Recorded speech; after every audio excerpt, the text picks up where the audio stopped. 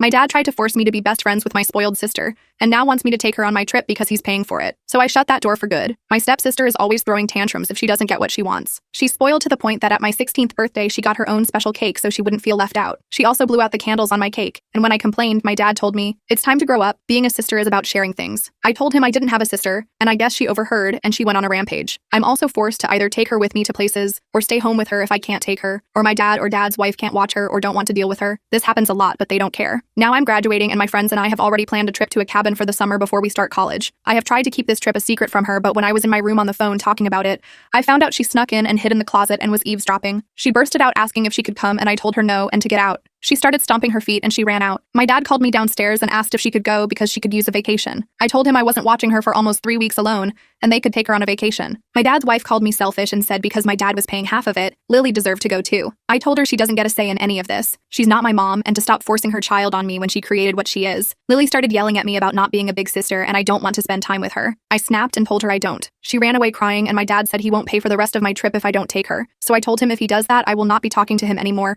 nor will I forgive him for it. He said I'm being dramatic, and she isn't bad. So I grabbed a bag and went to my aunt's house, my mom's sister, and told her what happened. She said she would pay what he took away, and when I go to college, I can stay with her. I told my dad what I was doing, and he blew up at me and said I was being a brat and they're my family now and not my aunt. As far as I know, Lily does not have any disabilities. She's just insanely spoiled, and that's how she's always gotten her way when told no. The first time I met her, everyone agreed on Mexican except her, and she was yelling in the car for 10 minutes before she calmed down by her mom appeasing her. Then she went back on her phone texting. Update. From the time that I posted that up until the time that I left, the household was very tense and awkward. I was not speaking to any of them. My dad still thought that I was going to bring her on the trip, and I kept telling him that I am not watching her, and she is not coming with me. The morning of the trip, we left at 6 in the morning when he called me. I was already about 5 hours out, so he couldn't do anything. When I got back, it was a lot of yelling and crying from all of us. His wife said that I left them in a tough position, and they had to stay home because they couldn't get anyone to watch Lily. My dad and I had a serious talk for hours, and he agreed that maybe we need to separate so we can work on our relationship, which hurt me because I would have liked for him to tell me I can stay in my own home while we do it. But I did end up going to my aunt's house with no issues. My dad and I started family therapy with just the two of us. His wife was pretty upset that he was actually listening to me and was seeing where I was coming from. Right when we were getting good and building a better relationship,